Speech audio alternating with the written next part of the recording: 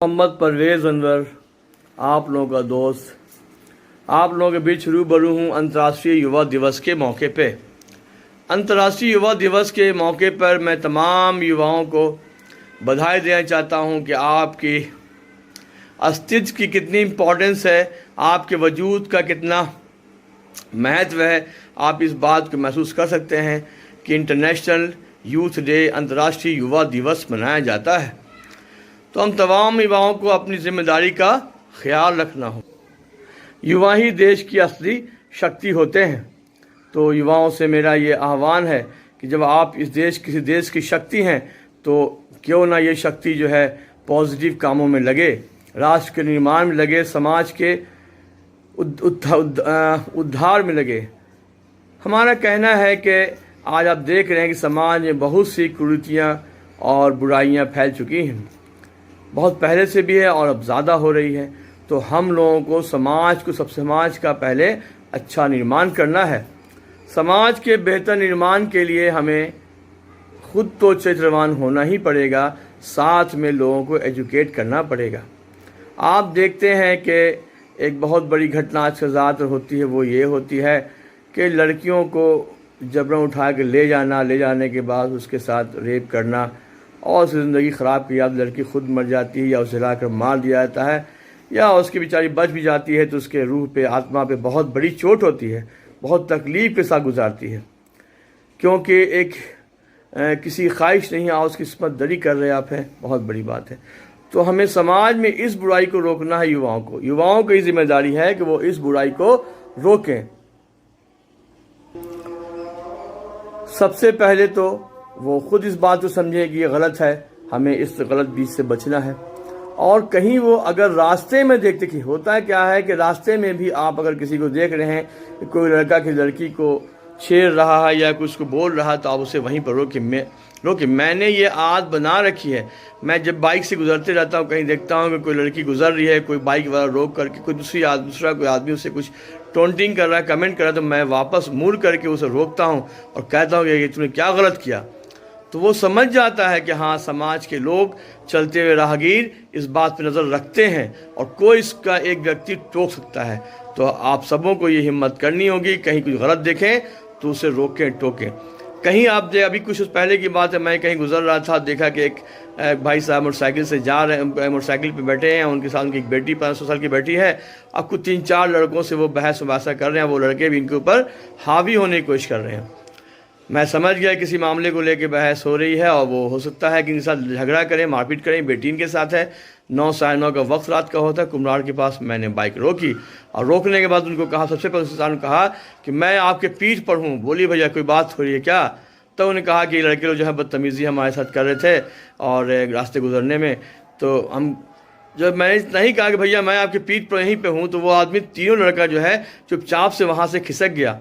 फिर ये भाई साहब जो इनको मैंने कहा पीठ पर, ये बाहर आते हैं, वहाँ से हट के उनको लड़काते कि आओ इधर आओ बात करते हैं। तो मैंने कहा देखिए भैया रात का वक्त है, अब बेटी साथ आपके, आप घर चले जाइए।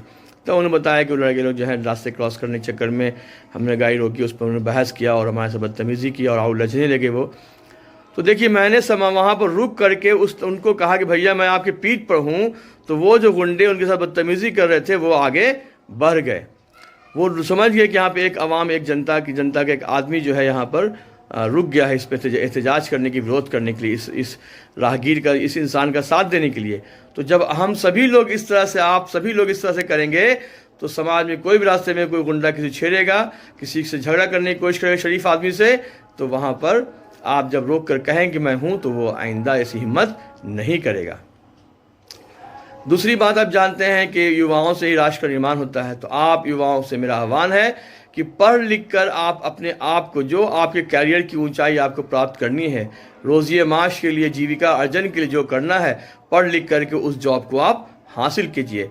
क्योंकि आप अगर अपनी फैमिली को अच्छे से, आप अगर कोई अच्छी जॉब पा लेते हैं या अच्छा रोज़गार शुरू करते हैं जहाँ पे आप लाइवलीहुड इज़्ज़त के साथ अर्न करते हैं, तो आप अपनी फैमिली को एजुकेट भी कर सकते हैं, अच्छे से फीड कर सकते हैं, उसका अच्छा ख्याल रख सकते हैं।